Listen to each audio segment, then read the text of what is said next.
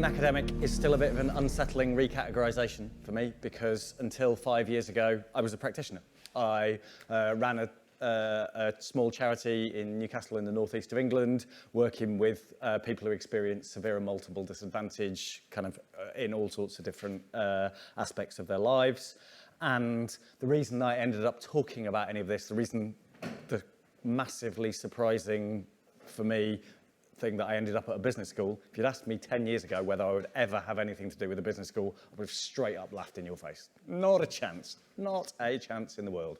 But the reason that I am at a business school exploring these kind of questions is because as a practitioner, as a chief executive of a small charity in northeast of England, I became so frustrated with the funding and performance management landscape that we were working within, and how that undermined effective practice and created an environment where no one told the truth to each other, that I thought we must be able to do better than this in terms of how that world works. And so a business school seems to be an interesting platform from which to try and change some of that stuff. So what I am is a practitioner turned kind of action researcher, trying to change how that funding and performance management landscape works in the world.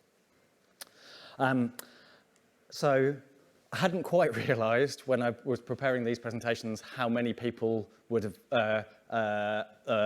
be in both of the presentations.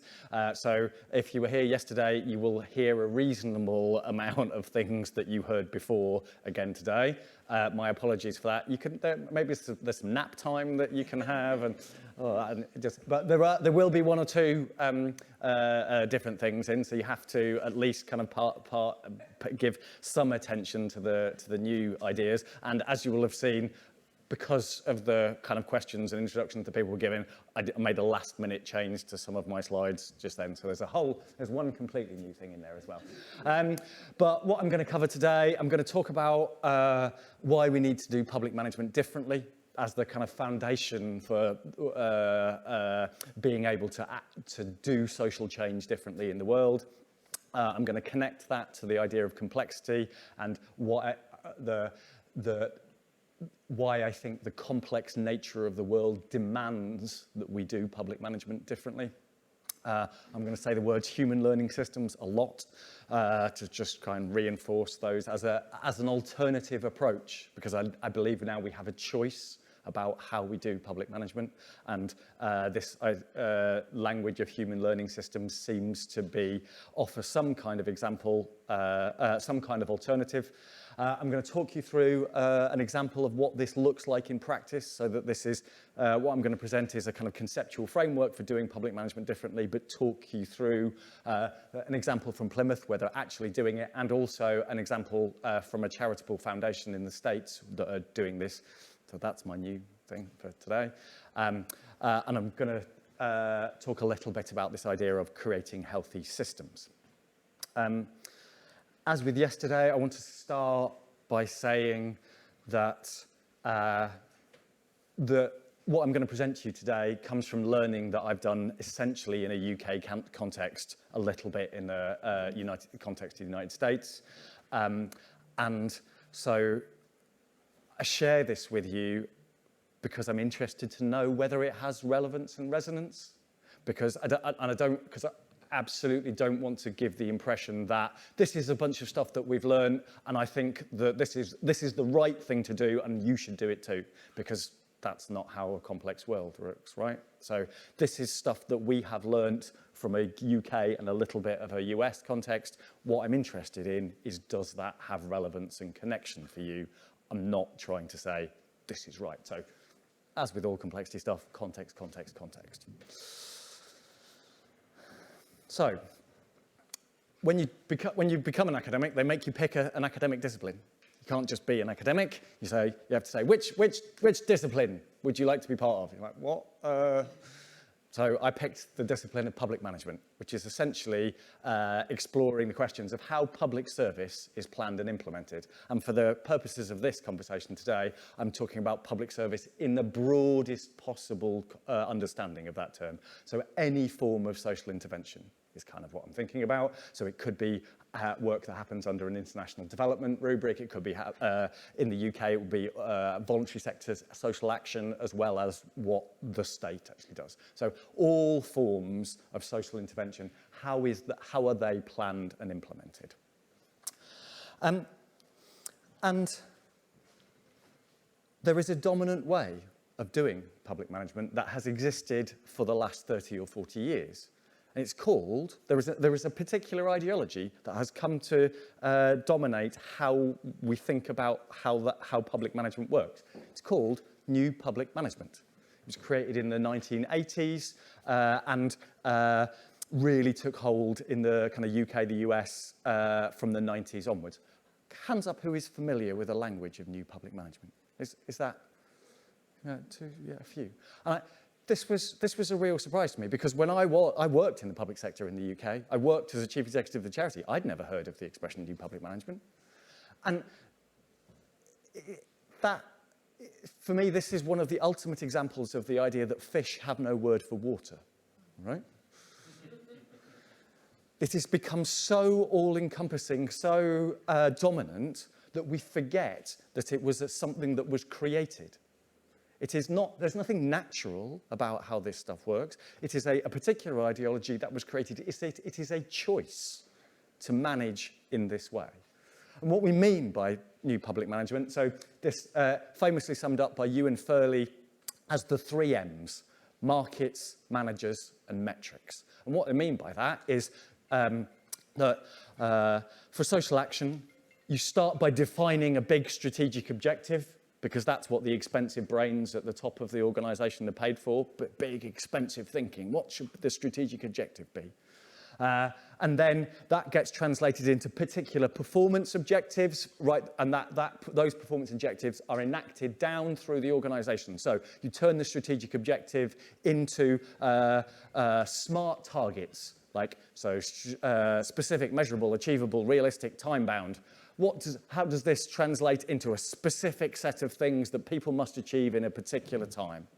And those must be measured in a particular way. So we create metrics to turn those strategic objectives into practical work.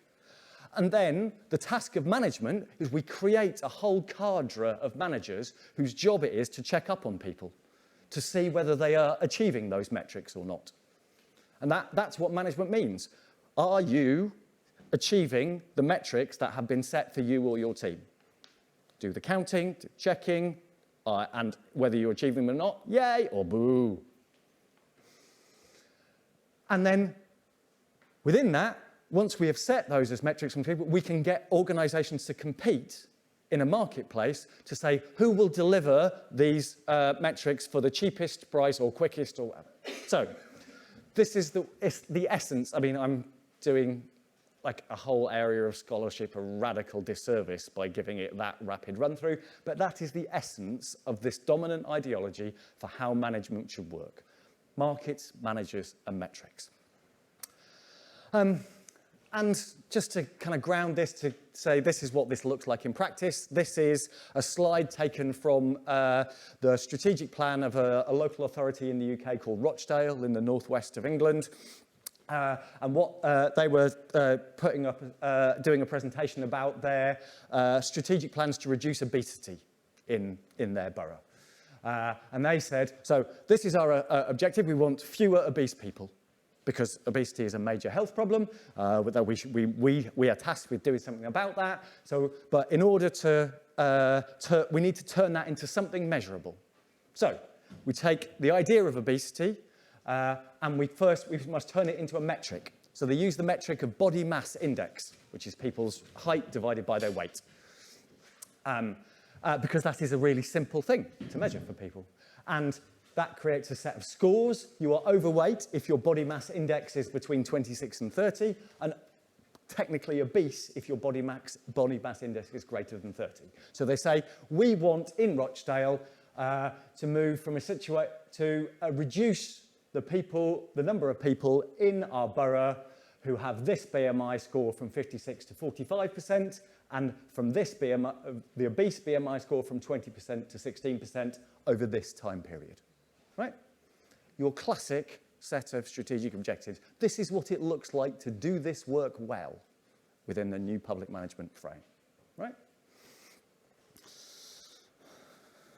Unfortunately, what we've found over the last kind of 15 years of working is that new public management does not work in complex environments. I spent kind of 30 minutes yesterday going through all the evidence for this. For the purposes today, a reduced presentation, I'm just going to tell you it doesn't work. All the evidence says it creates gaming, so it turns everyone's job into the production of good-looking data rather than doing the job at hand. It creates what they call perverse incentives, so it incentivizes people to do the wrong thing because they're trying to hit particular targets rather than doing the job in front of them. And all round, it makes the job of public service, actually serving the public and meeting their needs, it makes it harder, not easier. And people are beginning to realise this now. So we've had a ton of research over 20 years that basically says this. But we were in a meeting with the Cabinet Office, the bit of the UK government that reflects on how government works. We were in a meeting with the Cabinet Office in September last year where they'd assembled a whole bunch of big brains to talk about this new national leadership programme that they want civil servants to do. And in this big brains meeting for the Cabinet Office assembled, one of the big pronouncement they made was that people feel that new public management is a catastrophe. I was not expecting to hear this from these people. This was a shock to hear those people say these things. And Sir Peter Houston, who was ex-head of the civil service in Scotland, wrote a pamphlet in 2016 called Rethinking Public Service. He describes the unconscionably long death of new public management. As in, we know this stuff doesn't work. Why do we keep using it? The unconscionably long death, right? And if you kind of speak to practitioners about this, civil servants and kind of people who are really responsible for this, the reason behind the unconscionably long death is that people know that it doesn't work, but they haven't had so what else do we do? So this is the kind of the question that people are asking. Yeah, yes, we know that doesn't work, but what the hell else can we do here?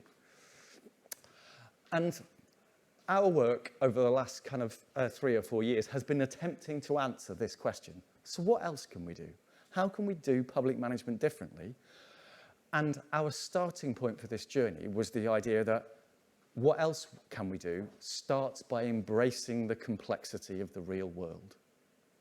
Because one of the key problems of new public management is that it pretends the world is simple and linear when the world is actually complex. It pretends that what is measurable about the world is the same as the complex reality of our lives, and we can strip away all that complexity and turn that into a simple measurement, and nothing bad happens. Turns out that's not true. So, why do I assert that complexity is relevant for answering the question, what else can we do? We think it's important because complexity describes the fundamental processes by which the outcomes we care about are made. So, public service, voluntary action, social action is tasked with producing outcomes in the world, and that is a right thing. We should produce impact in the world. We should be trying to change the world in what we do, right? We should be trying to create outcomes in the world. But outcomes are emergent properties of complex systems, right? They are made of hundreds of different factors all working together. And so our assertion is, if we fail to understand and embrace complexity, we won't be able to create the outcomes we seek, because we won't be able to understand the processes by which outcomes are made. And if we don't understand the processes by which outcomes are made, we're just guessing about how we work, right? So, how do we conceptualize the complexity of how an outcome is made? Ta-da! Now, if you were here yesterday, you saw me show this diagram. This is the systems map of the outcome of obesity, produced by the UK government in 2007. Basically, they shut a bunch of public health scientists in a room and said, you are not allowed out until you map all the causes of obesity, all the factors that lead to people being obese or not, and all the relationships between all of those causes. So 108 different factors these public health scientists came up with. You can't see them. Well, these are the individual ones. They're too small on this diagram. But what you can see is they produced a map that demonstrates that the outcome of obesity, like any outcome we care about, is the product of hundreds of different factors all working together. So you can see these factors summed up into things like food production and supply, macroeconomic drivers, education, media, technology, the nature of work, built environment, early life experiences. Down here in the bottom right-hand corner of this system, 4 factors, 4 out of 108, are healthcare and treatment options, right? And yet, if you were a government or you were a charitable foundation and you were looking to commission or fund activity to address the outcome of obesity, so say you would think, let's put on healthy eating programs, or let's put on weight loss classes, or like the things that you would fund or commission to address the outcome of obesity, they are 4 factors out of 108. And then, so if you then fund or commission in the kind of current dominant way of saying organisations must be responsible for producing outcomes, yeah? We will payment by results. We will only pay organisations who deliver particular outcomes, like lower obesity. Essentially, what you were doing if you fund or commission in this way is you are holding the organisations here accountable for the behaviour of the system as a whole. You are holding people accountable for things they don't control. If you hold people accountable for things they don't control, they learn to manage what they do control, which is the production of data. Which is why you see all the evidence that you do whenever any kind of outcome-based performance management is instigated, it creates gaming, because it literally turns everyone's job into the production of good-looking data, because that's the only sensible strategy you have as a manager working under those conditions. So, this is a representation of how complexity describes the fundamental processes which produce the outcomes that we care about. But it's a very kind of cognitive representation and understanding of complexity. What I want to do now is give us a more visceral understanding of complexity. What does it feel like to be part of a complex system? And in order to do that, I'd like us to stand up and go outside. What I'm going to do is I'm going to form us into a complex system. And the way that I'm going to do that is I'm going to ask everyone to pick 2 other people amongst our group. So any one of us, pick 2 other people, and your job is to be equidistant between those 2 other people at all times. So if I pick Dion and Dino, was it?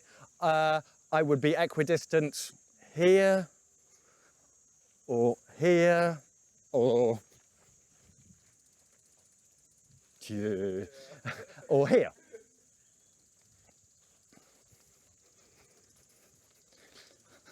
So, does everyone have 2 other people? Anybody? Yeah, exactly. Don't tell them that you picked them. Just any 2 other people. And is everyone happy with the concept of equidistance? Grand.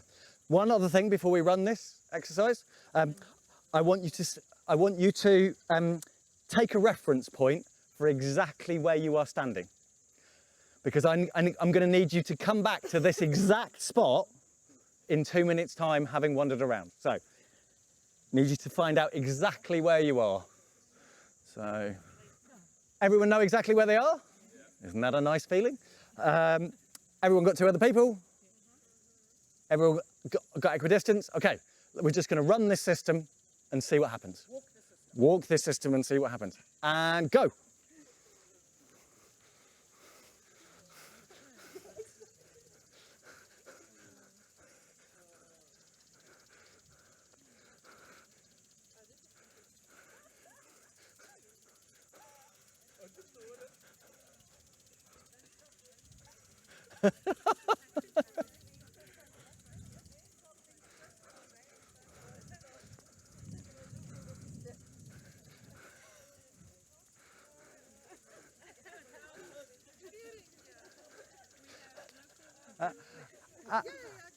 And stop, and stop, and stop, and stop, and stop. So, how did it feel to be part of that system? Great. It was chaotic, it was dynamic, there was dancing. Someone said it was great. Yeah, it's alive.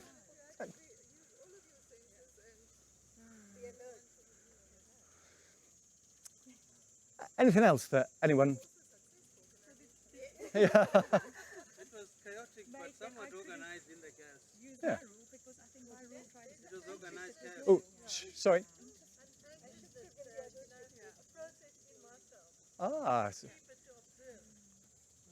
Thank you. So now I would like everyone to go back to your starting positions, please.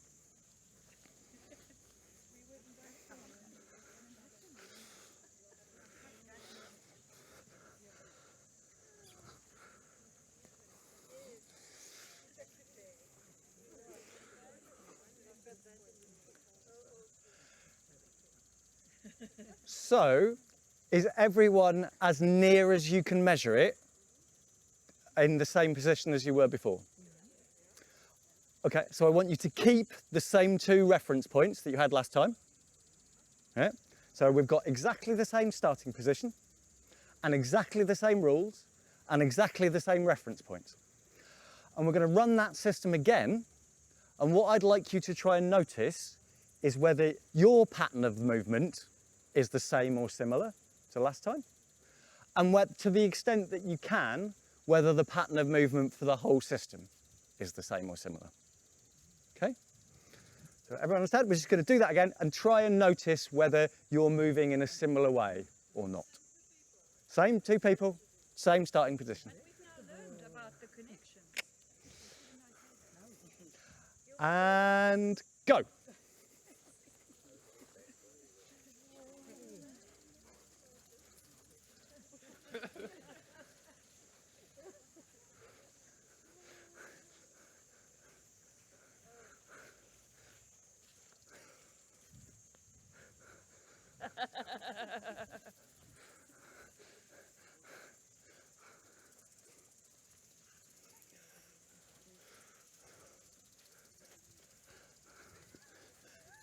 Oh.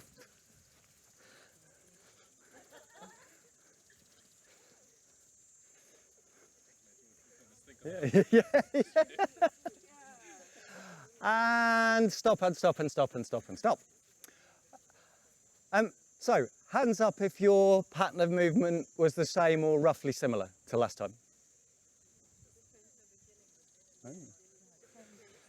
So hands up if your pattern of movement was quite different from last time. So, exactly the same starting conditions, exactly the same reference points, exactly the same rules. But that system produced a massively different result, a massively different outcome, even though the starting positions were the same. So that is an illustration of the kind of fundamental property of complex systems called emergence. And can I add to that? I was able to achieve my objective now because of the learning that I gained in the first one. Exactly. So firstly, I couldn't do it at all, but based on the learning, I now manage. Indeed. Well, we get one of the things that is different between those 2 times is learning, absolutely. So if complex systems are subject to emergence, which they are, what does that tell us about the value of baseline information in our inner work to kind of understand or evaluate or performance manage these kind of social interventions? Highly limited. Because this is one of the fundamental products, properties of complex systems is emergence, which means that they are necessarily unpredictable. So one of the challenges from a evaluation perspective is that it means you cannot produce a reliable counterfactual for a complex system. It's not hard, it's impossible. And that means you cannot take a measurement at time point X when an intervention starts, do another measurement at time point Y when your intervention finishes, and look at the difference in the system between those 2 points and say, this is because of the intervention that we made. Because the system would have changed anyway in ways that are impossible for you to predict. So, this is the fundamental challenge that complexity poses to our kind of rationalist, control-based paradigm for social interventions. Just kind of one other question for thinking about the kind of dynamics of that as a system. Could you tell me why you chose the people that you did as reference points? I like them and I find them interesting. I want to remember them. Nice. Rika, why did you choose the people that you did? I thought they wouldn't stall. They wouldn't stall. Stall. Nice. If you stall, everything stops. Often, there are as many reasons as there are people for that kind of question, but often people say things like, I chose the tall people so they could be seen. Because I said, oh, yeah, exactly. Or people wearing brightly coloured clothing is another frequent one. Interestingly, sometimes people say, I chose the person that spoke last. And why that is important, because if you were trying to understand and unpick the dynamics in that particular system, some nodes are more important than others. Some have greater numbers of people using them as reference points. And that kind of illustrates kind of notions of hidden power in that system. Okay, one final iteration of this before I turn into a crisp. Everyone back to your starting positions, please.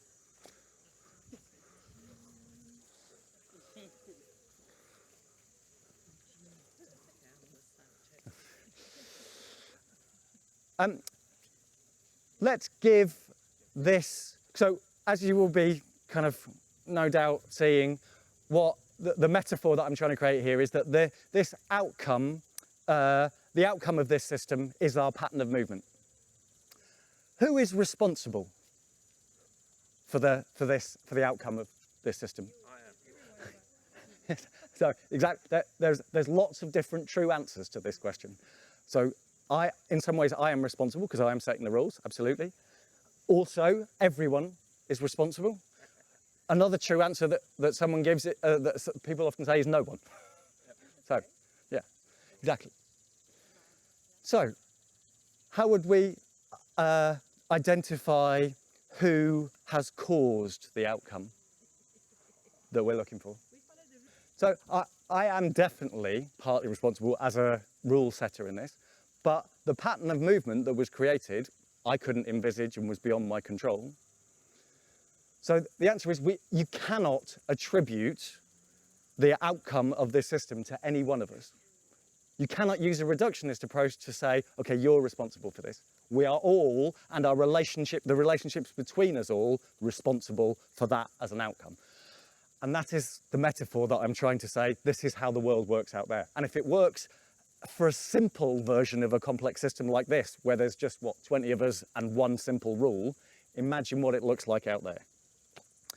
But, so the task that we face as people trying to do social interventions is we're trying to get systems that we don't control to produce outcomes that are sometimes hard to envisage. Right, but that's the job, right? Sorry about that, that's the job. So let's give this complex system an arbitrary desired outcome. Let's say as many people as we can in this kind of a space over here is the desired outcome for our system. Random, arbitrary. Oh, it's coming. I'll tell you what, thank you for that. No, look, not for a person wearing electrical equipment. Let's say the desired outcome is put as many people in this part of the lawn as we can. Oh, I like that. And with an added desired outcome, let's get into the shade. Nice. So, keeping to the rules, I see you rule breakers. Keeping to the rules of each person must have 2 other people, and you must be equidistant between them at all times. That's the rules. What intervention could we make to this system to try and produce the desired outcome?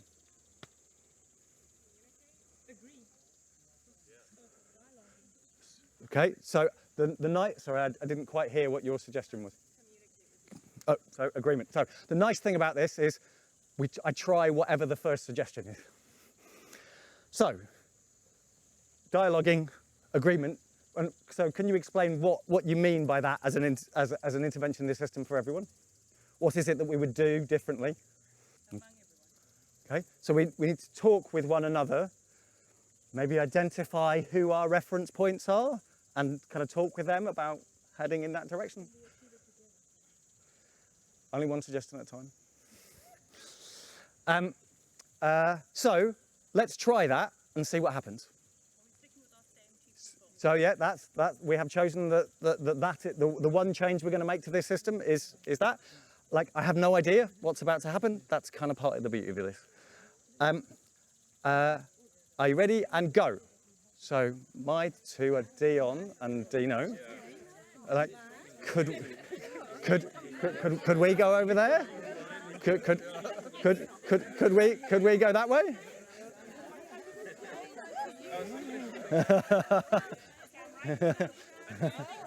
Yeah.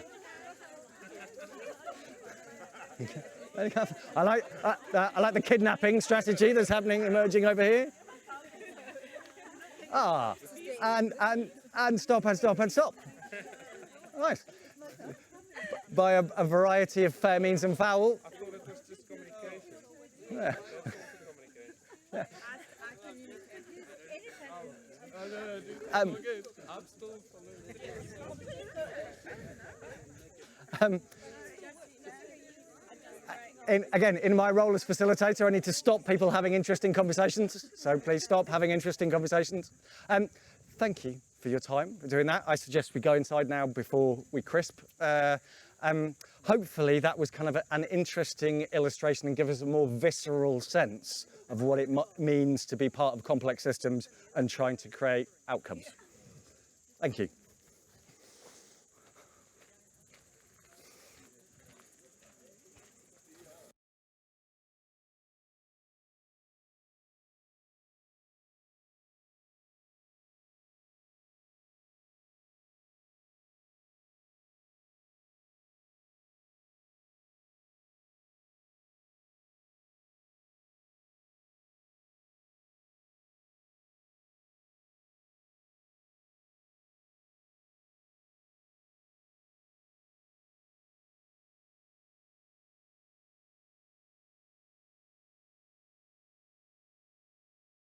If that claim is true, that complexity is important for understanding the processes by which outcomes are created, what are the implications for managing complexity, for trying to purposely produce better outcomes in the world? This is the first one, right, I think. Outcomes are not delivered by organisations, right? The outcomes we desire are emergent properties of complex systems. And you can see that I think that this is a really important idea because I wrote it in big red shouty capital letters, right? And actually, if there's one idea that you take home from the kind of our work over the last couple of days, it's this idea. Outcomes are not delivered by organisations. In fact, I think it's such an important idea that I'd like you to repeat it back to me. So after three, outcomes are 1, 2, 3. Outcomes are not delivered by organisations. Brilliant. Very good. Like the enthusiasm. But isn't it that it's in a type of program that Is it in the complex world? Yeah, exactly. So Outcomes you want to achieve? that's the question. In a simple lab where you can repeat it time and again. So what we would assert that in a complex space, so that is true as long as the world that you're describing is complex. In a kind of simple and linear space, so if you did an assessment of the world and said, okay, we're in a state where if we do X, then Y happens, like reliably time after time after time, really short, simple causal chains, then maybe outcomes are delivered by organisations. But I think the number of those contexts in the kind of social challenges that we are interested in, I think the number of those are really, really small.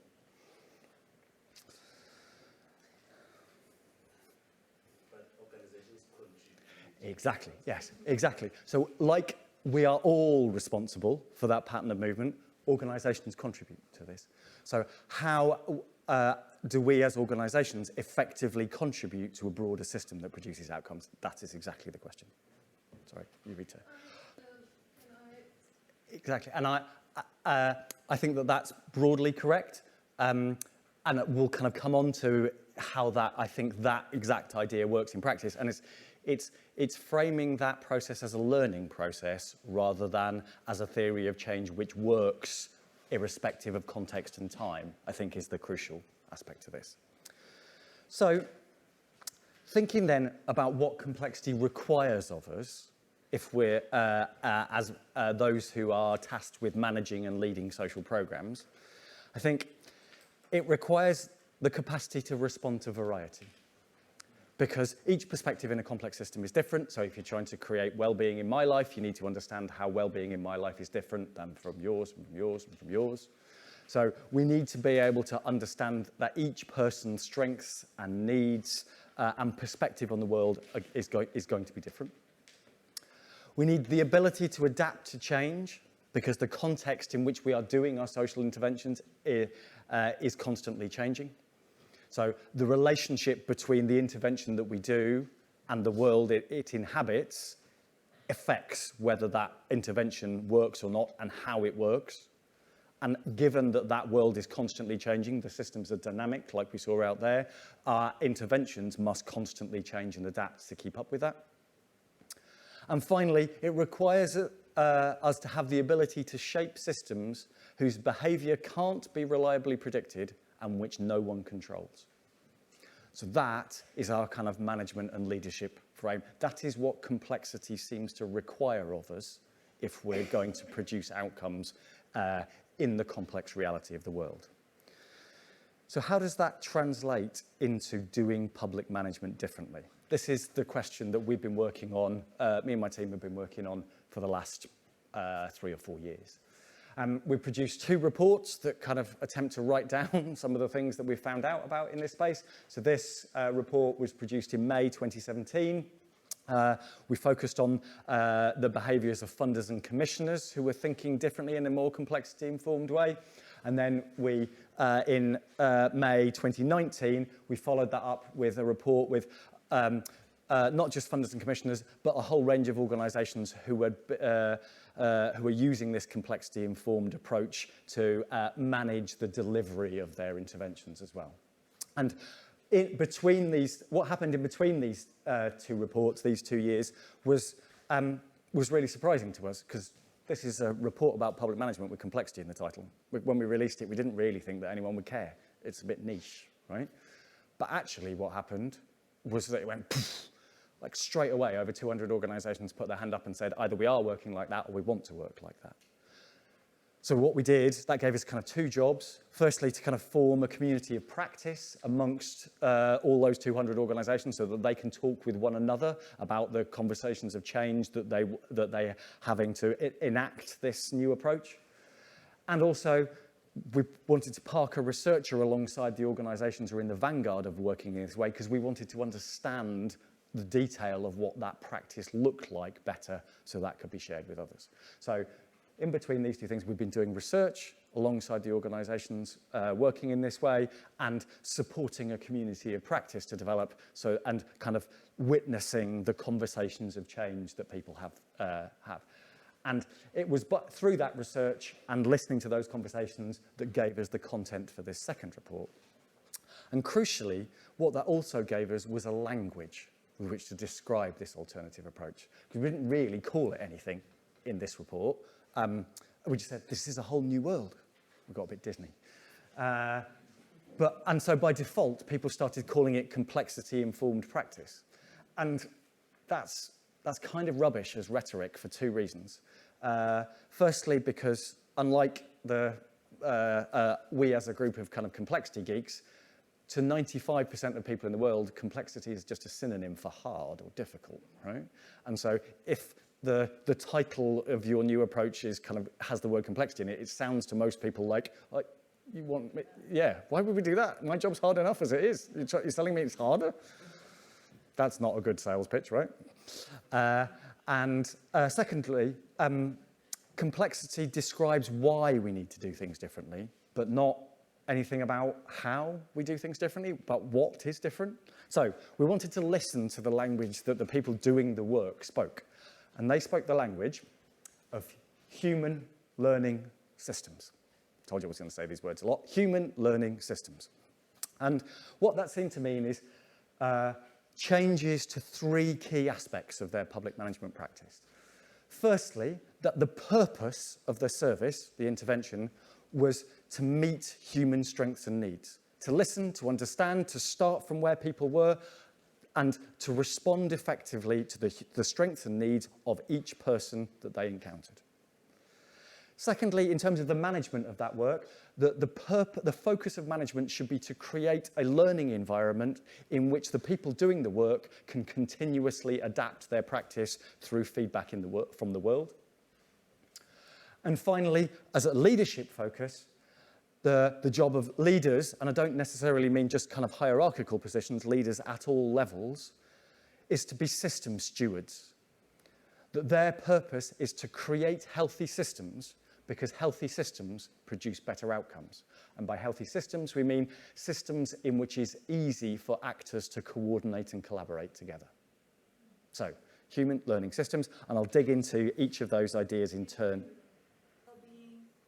Exactly, and I think that sounds to me like a really fruitful kind of line of thinking for this. And one of the really interesting things about the dialogue here for me so far is that question about how this stuff relates to work with ecological and other types of systems, because, as I was saying at the start, the context in which we've created this stuff has been a kind of human services context in the UK.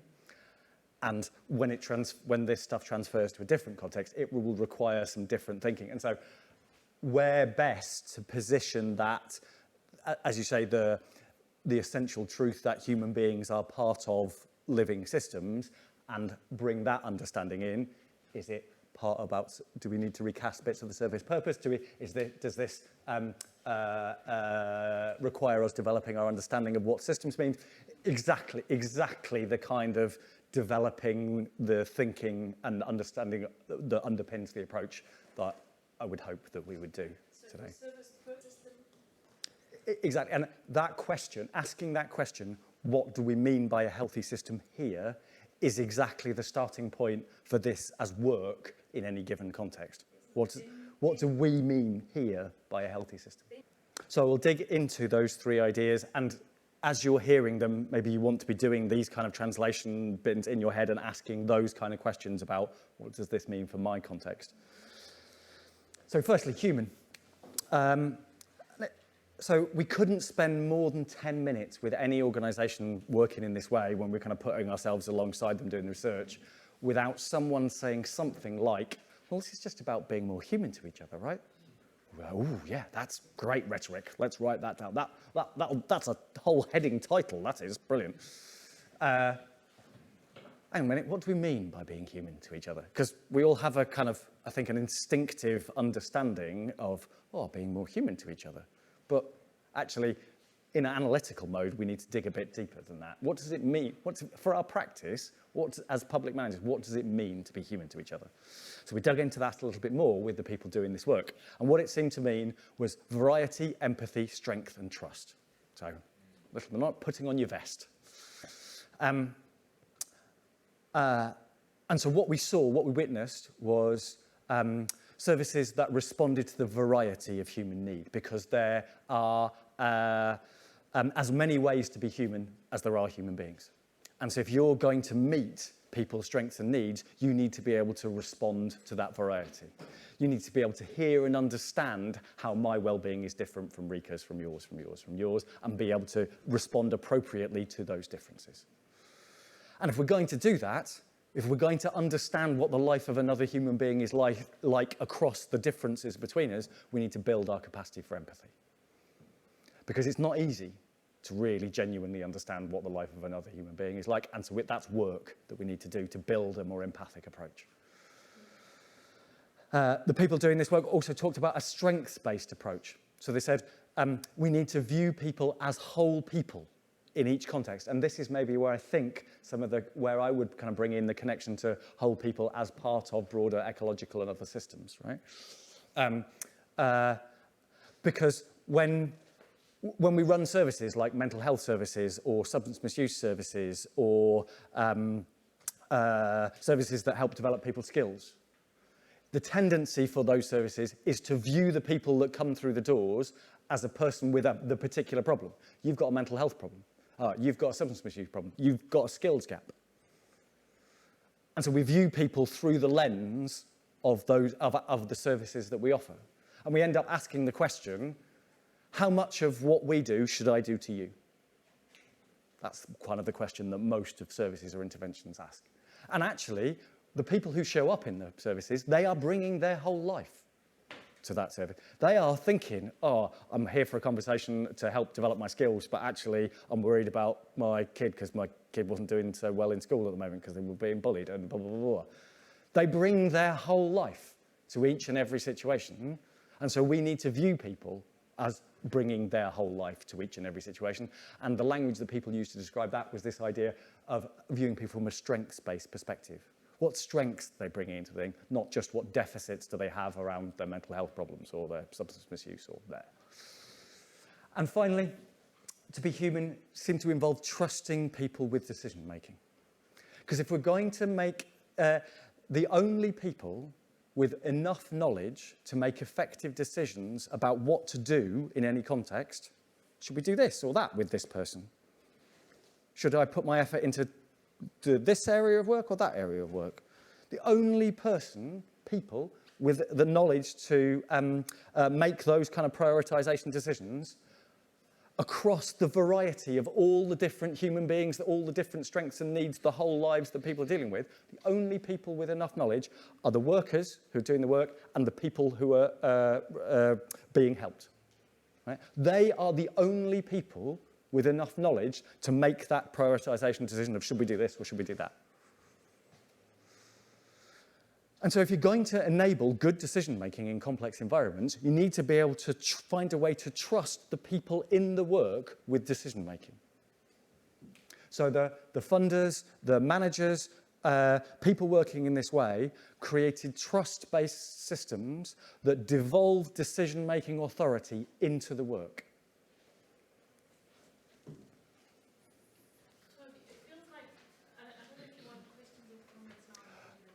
It depends whether you want like a break soon or not. Yeah, there's going to be kind of Q&A time afterwards. So like just for us getting through things, maybe hold the thought. I do this if you want. In terms of service purpose, the language that people are starting to use around this is that then public service in the UK should become bespoke by default. So that means that the job of public service, or social interventions per se, is to hear and understand the strengths and needs of each person that they are working with and respond appropriately to whatever those needs are if they're within their gift. And this is a quote from the Director of Public Service Reform at Gateshead Council, whose language this bespoke by default is. He says that what we're trying to do here is liberate workers from attempts to proceduralise what happens in good human relationships and instead focus on the capabilities and contexts which enable those relationships. Because we've known for a while, right, that good human relationships underpin effective social action. We know this. It's kind of incontrovertible in terms of the evidence. But how that is enacted in public management terms is what we're suggesting should be different. Because previously, under the kind of new public management approach, they would have done research that says, it is best practice for the workers to have good human relationships with what they work. And our research has shown that in good human relationships, people smile when they greet each other and shake hands. Research has shown this. So what we will do is we will create a protocol where everyone has to smile when they meet each other and everyone shake hands. Right? Hi. Hi. My manager's making me do this. Hi. Hi. Hi. And you think that this is a joke? There is a nursing protocol in the United States that's called the smiling protocol. They performance manage nurses on how much they smile.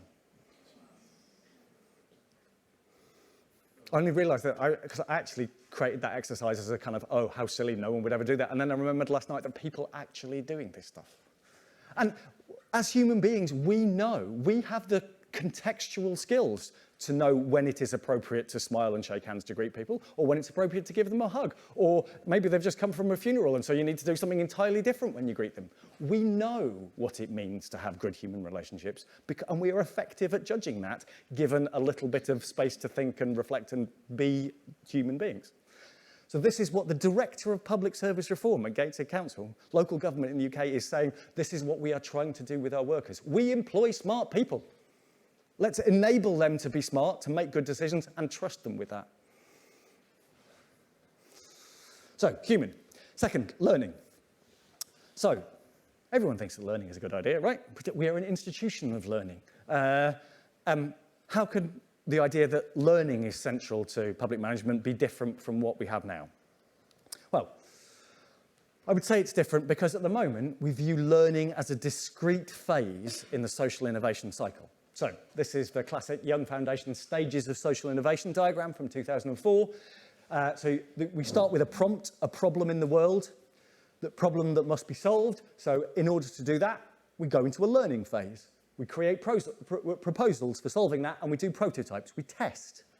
So we learn and experiment. And when we learn and experiment, we find what works. So we sustain that and scale it, and that creates systemic change. So we learn, experiment, we find what works, and then we do more of that.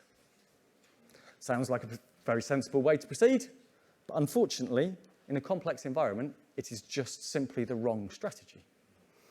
Because in a complex environment, as we saw with our dynamic system out on the lawn, in a complex environment, learning must be a continuous process.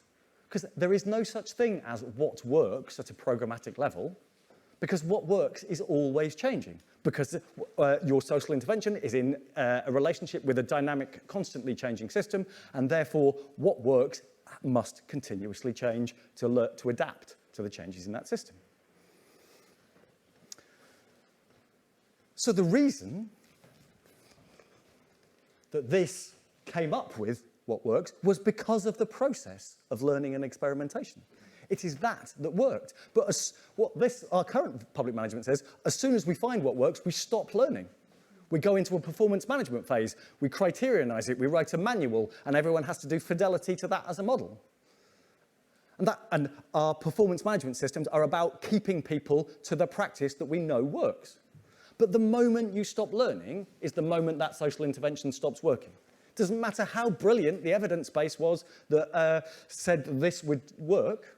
The moment you stop learning and adapting is the moment that intervention stops working. So what works is the continuous process of learning and adaptation.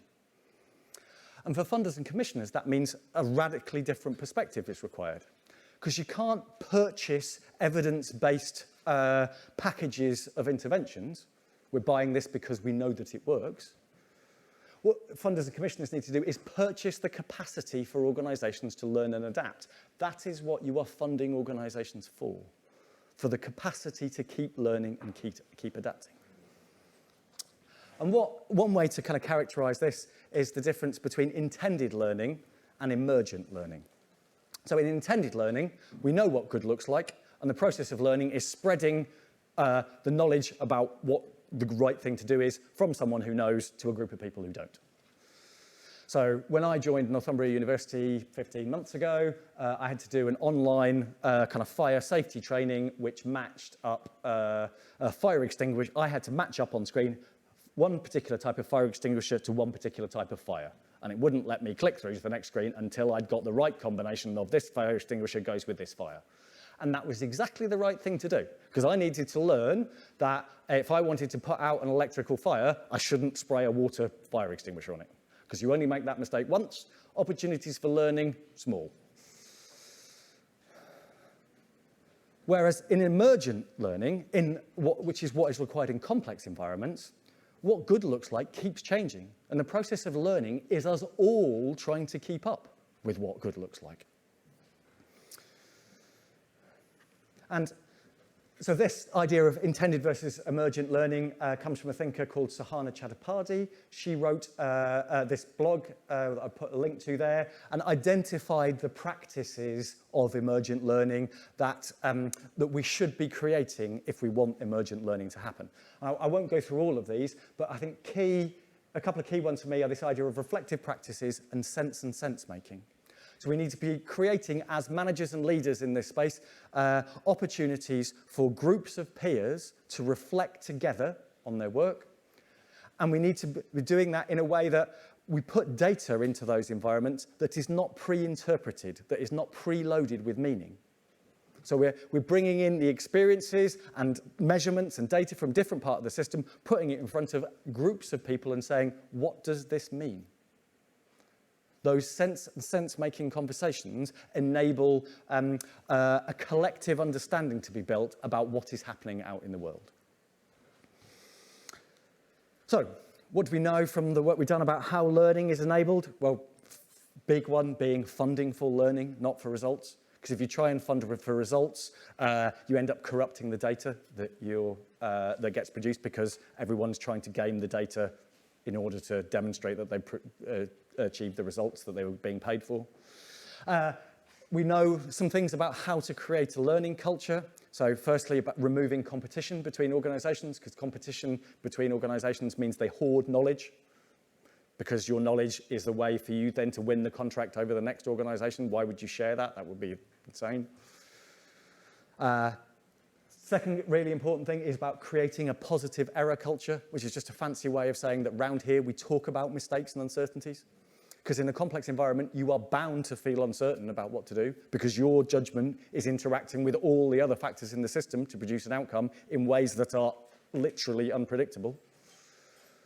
So you're bound to feel uncertain, and some of those judgments that you make are bound to be wrong in that they lead to outcomes in the world that are bad. And because if you're not making mistakes, what that means is you're not actually making judgments. So if we can guarantee that the people doing this work will be making mistakes, we need to be able to enable them to talk about those mistakes with one another honestly. Because if people aren't talking about the mistakes they're making and everyone is making mistakes, how does anybody learn?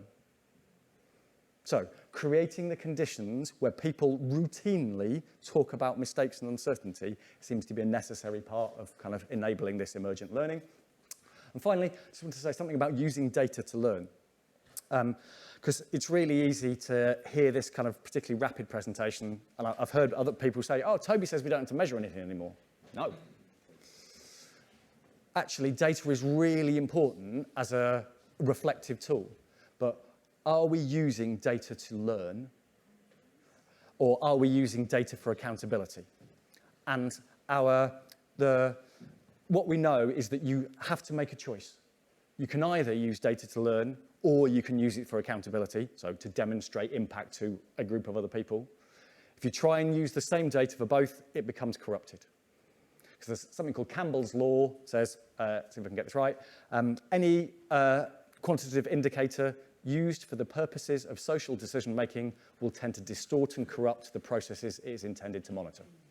Created by an American professor of social scientists in the late 70s called Donald Campbell. He wrote a very famous essay called Assessing the Impact of Planned Social Change, in it, Campbell's Law. So you have to make a choice. Are we measuring to learn, or are we measuring to make ourselves accountable to others? Because if you try and put that decision-making pressure on the data of it being for accountability, people game it. Basically, I have never seen a study that contradicts Campbell's Law. I ask, in academic contexts, has anyone seen an environment in which Campbell's Law hasn't been vindicated? None. So, human learning systems. Essentially, this is asking the question, how do we create healthy systems? Because our hypothesis is that healthy systems create better outcomes. So systems in which actors are able to coordinate and collaborate, they are mechanisms to achieve better outcomes. So this is some of the ways that people have sought to create healthy systems. So they as with kind of any piece of systems work, you start by identifying a purpose, because that allows you to draw the boundaries of a system, who's in and who's out of that particular system. And then they go through a process of understanding that system, making that system visible to the actors within it, because the actors don't know necessarily that they're part of a system that you've just arbitrarily created around a particular purpose. They seek to build relationships and trust within that system. So the actors in the system build the kinds of relationships where they will tell the truth to one another.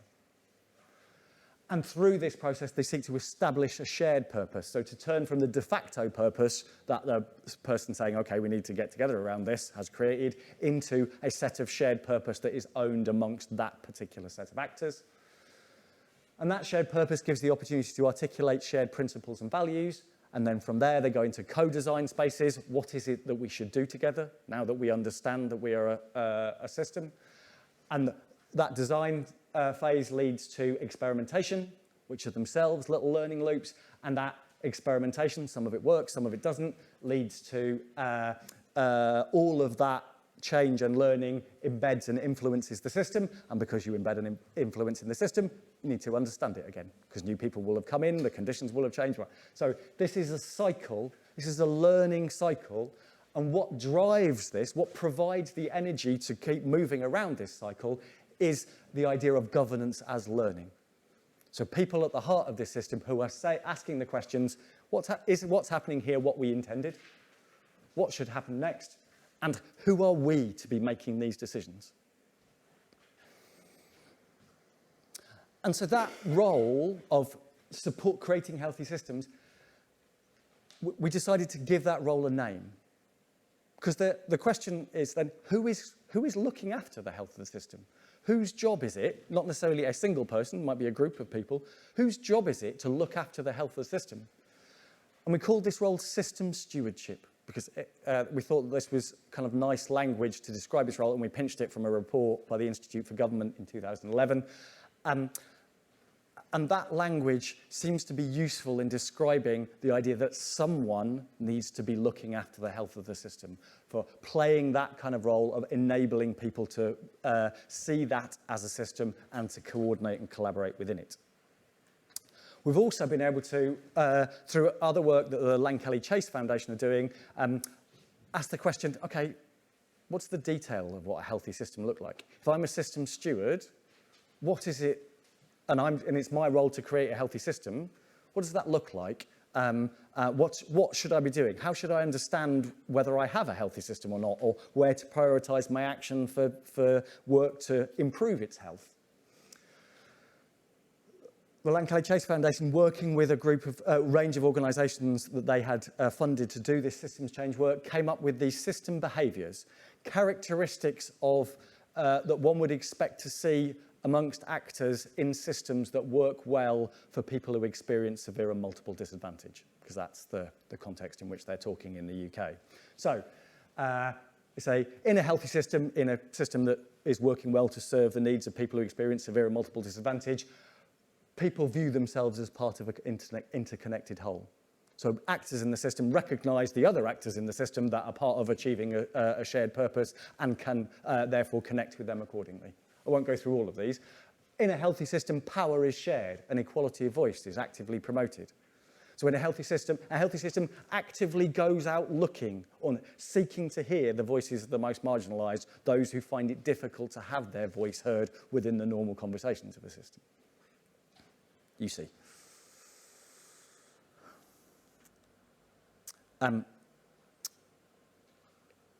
Human learning systems. If you want to know more about this stuff, there's a Knowledge Hub site where there's a forum now of over 350 leaders from mostly the UK, but kind of growing now across the world.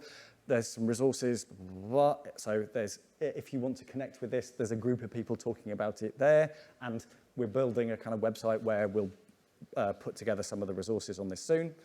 I promised I would talk about a case study. So this is the case study I talked about yesterday. I won't go into the detail of this. Essentially, Plymouth, as a local authority in the UK, decided they wanted to commission a whole system to support the needs of vulnerable adults. So adults who experienced either homelessness or substance misuse problems or mental health problems or involvement in the criminal justice system. those kind of people most at the kind of margins of UK society. And they wanted to commission this, a whole system response rather than the 29 individual services that they had funded and commissioned previously. And they did that by doing systems development work that enabled all of those 29 actors to build relationships with one another, see themselves as a single system that supported those folks and had the strengths and needs and an understanding of those people at its heart. And then as a funder, as a public funder in the UK, put out an £80 million contract, £80 million of public money over 10 years with no key performance indicators in it, no output targets, no outcome targets, nothing like that. We make this funding on the basis that the organisations who are working are collaborating effectively together and learning together. So we know this is possible. We know it is possible to make a different choice about how to do public management. New public management is not a natural thing. People can choose to do this differently, and people are choosing to do this differently. Yesterday, I kind of ran through some of the advantages that way of working is seeming to develop, but it's summed up in this line. What's happening is better services for those in need for lower costs. So it's better and it's cheaper. Apologies, back in the room. So, the Whitman Institute, trust-based philanthropy. And these are, what's interesting about this is they're a radical social justice funder in the United States. So they're at their heart, they're trying to pursue ideals of kind of racial justice and really working with organisations who get under the skin of some of the deepest social challenges that the US experiences. And they have been working in this way for kind of 6 or 7 years now and have developed to their own understanding and reflection about how to do this process of trust-based philanthropy. And so they have this idea that trust, purposely developing trust, is a radical organising principle. So actively seeking to build trust between themselves as a funder and the organisations that they support, and between the organisations that they support, moving to that idea that they, as people with traditional power in a system, exhibit radical trust to the organisations and the people that they support. They say this is a fundamentally different way of managing and understanding this relationship, and it is their attempt to shift some of the power that exists in those kind of that philanthropic world. And so they describe the key principles of how they do trust-based philanthropy, which they've kind of evolved over 7 years or so. So the first one they say is provide multi-year unrestricted funding. So unrestricted in the technical sense of it's not funding to do this particular project with this particular outcomes. It is they give funding on the basis of we support you as an organisation. You are best placed to do whatever it is that you think is right. So they say they put no restrictions on what an organisation can use that resource for, because they say, you are the people who know how to use this resource best, you do it. And they say that must be over a long period of time, because if this is about creating effective human relationships take time. So they don't ask organisations to apply, they do the homework on organisations, so they actively reach out to organisations that they think will be the right organisations to build these trusting relationships with. So this is why, again, I'm not suggesting that this is a model to be followed, just saying this is an example of a foundation that is doing something radically different. And the fact that they don't seek applications, they don't take applications from people, means that it isn't necessarily a model that others could follow. They are transparent and responsive to their fundees, so they say this is how we make these decisions, and they actively solicit feedback on what that relationship is like and what the fundees want. They have minimal paperwork, so they say don't report to us using anything that you would have developed just to report to us. We'll come visit you to understand how that you're using this money and to see how things are going. And they say we offer support to the organisations beyond money, so beyond the cheque. Strange US spelling of cheque, confused me. So they offer developmental support. They put on retreats for the organisations that they support. So people from the poorest areas of the United States get to go on amazing thinking time retreats in the most beautiful locations in California. It's just incredible to witness. So giving the people who are doing the hardest kind of social justice change work in the UK the same kind of thinking time and breaks that chief executives of Fortune 500 organisations get. Why wouldn't you give those people the same kind of thinking support?